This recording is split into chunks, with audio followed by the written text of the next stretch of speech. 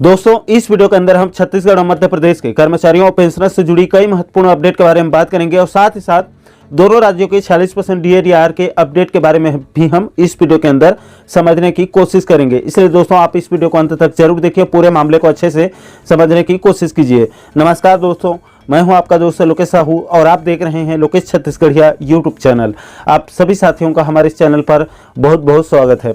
दोस्तों सबसे पहले आपकी जानकारी के लिए बता दूं कि इस समय छत्तीसगढ़ और मध्य प्रदेश दोनों ही राज्यों के नियमित कर्मचारियों और पेंशनर्स को मात्र 42% डीएडीआर मिल रहा है। 7वें वेतनमान वालों की बात कर रहा हूं मैं, जबकि केंद्रीय कर्मचारियों और पेंशनर्स को 1 जुलाई 2023 से देय तिथि से 46% डीएडीआर मिल रहा है और खबरों के माने और नियम के मुताबिक फिर से जनवरी में 4% डीएडीआर बढ़ना तय है। यानी कि आने वाले दिनों में बहुत जल्द केंद्रीय कर्मचारियों और पेंशनर्स का डीएडीआर 40% से बढ़कर 50% होना तय है।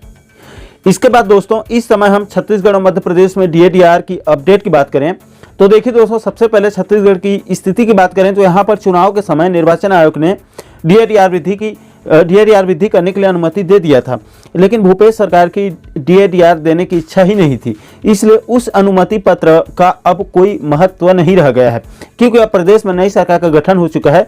सीएम और डिप्टी सीएम ने कार्यभार ग्रहण कर लिया है। हालांकि दोस्तों अभी तक कैबिनेट का गठन तो नहीं हो पाया है, लेकिन जानकारों का साफ साफ कहना है कि डीए जो है वो कर्मचारियों के वेतन मद का हिस्सा होता है। इसके लिए ना तो कैबिनेट की जरूरत होती है और न ही ये बजट सत्र का विषय है। इसको सीएम जब चाहे तब अपने हिसाब से दे सकता है। मुख्यमंत्री विष्णुदेव साय जी आज ट्विटर एक्स प्लेटफॉर्म में एक ट्वीट कर दे तो कल वित्त विभाग से आदेश भी जारी हो सकता है। इसके लिए पहले से ही बजट अलॉट होता है। और दोस्तों आपकी जानकारी के लिए बता दूं कि परसों छत्तीसगढ़ कर्मचारी अधिकारी फेडरेशन के वरिष्ठ पदाधिकारियों के द्वारा सीएम साय से मुलाकात की गई और उनको सीएम पद के लिए शुभकामनाएं दी गई है।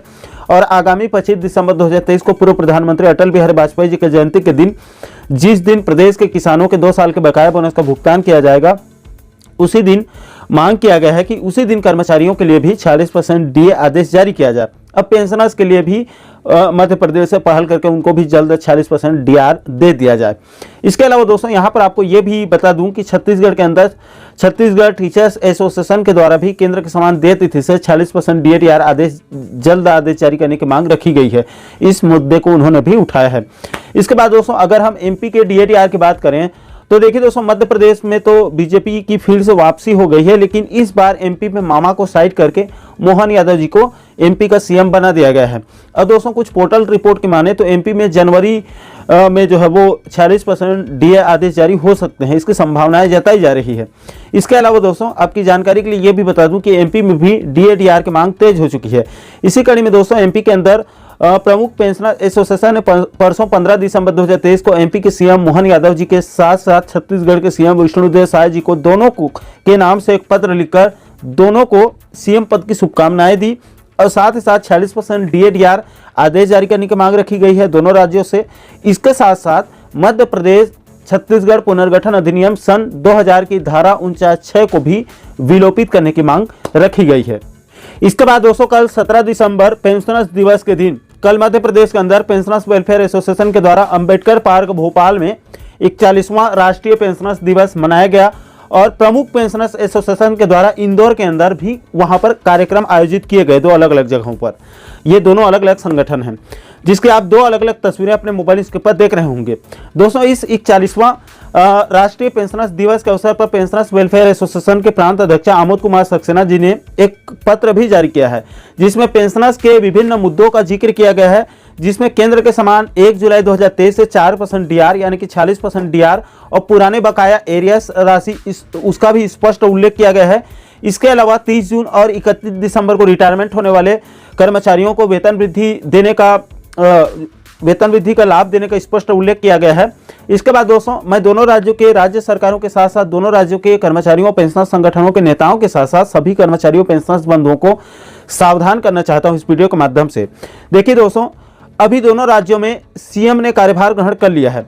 ऐसे में वो चाहे तो अभी डीएडीआर आदेश जारी करवा सकते हैं। सीएम एक इशारा करे तो वित्त विभाग 40% डीए आदेश जारी कर सकता है। हालांकि धारा 49(6) की वजह से पेंशनर्स के डीआर के लिए पहले दोनों राज्यों में सहमति स्थापित करना बहुत जरूरी है।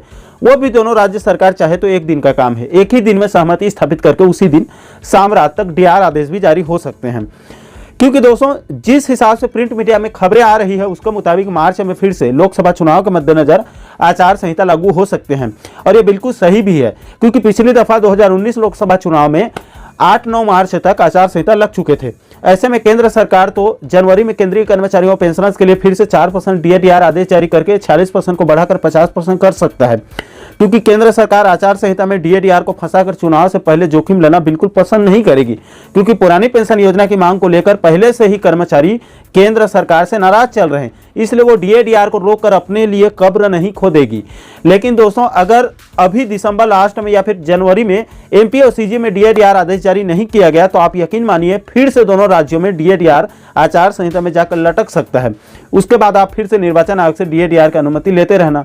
इसलिए दोस्तों, अभी अच्छा अवसर है। दोनों राज्यों के दोनों नए CM साहब से निवेदन है कि अपने कर्मचारियों और पेंशनर्स की तकलीफों को संज्ञान में लें और जल्द से जल्द देय तिथि से एरियस सहित 46% DAR आदेश जारी करें, क्योंकि पहले ही दोनों राज्यों के कर्मचारियों और पेंशनर्स बंधुओं को एरियस राशि में हजारों रुपए का नुकसान हो चुका है, और देरी की गई तो नुकसान और बढ़ने वाला है। दोस्तों, बड़े बड़े अधिकारियों को, उच्च अधिकारियों को DA एरियस से ज़्यादा फर्क नहीं पड़ता है, क्योंकि आपको भी पता है अच्छे से कि उनकी ऊपर नीचे की कमाई हो जाती है। लेकिन छोटे छोटे कर्मचारियों को जो सिर्फ एक ही वेतन में अपना परिवार चला रहे हैं और वो भी घर से बाहर हैं, उनको 1% DA और उसके एरियस राशि से भारी फर्क पड़ता है, भारी नुकसान होता है। इसलिए CG और MP दोनों राज्य सरकारों से अपील है कि कृपया इस गंभीर मुद्दे को जल्द से जल्द संज्ञान में लेकर दोनों राज्यों के लाखों कर्मचारियों और पेंशनर्स को राहत दिया जाए। बाकी दोस्तों, इस मुद्दे को लेकर आप क्या सोच रहे हैं, आपकी क्या राय है, आप लोग नीचे कमेंट सेक्शन में अपनी प्रतिक्रिया, अपना फीडबैक आप जरूर दीजिएगा। और दोस्तों, आप आगे भी छत्तीसगढ़ और मध्य प्रदेश के कर्मचारियों और पेंशनर्स बंधुओं के DAR से जुड़ी इसी प्रकार के महत्वपूर्ण मुद्दों पर वीडियो देखना चाहते हैं तो आप हमारे चैनल को जरूर सब्सक्राइब कर लीजिएगा, ताकि आने वाले सभी नए वीडियो का नोटिफिकेशन आप लोगों तक तुरंत पहुंच सके। दोस्तों, अभी के लिए फिलहाल इस वीडियो में इतना ही। मुझे दीजिए इजाजत। मैं मिलता हूं आपसे एक और महत्वपूर्ण मुद्दे के साथ, महत्वपूर्ण टॉपिक के साथ। तब तक के लिए जय हिंद, जय छत्तीसगढ़।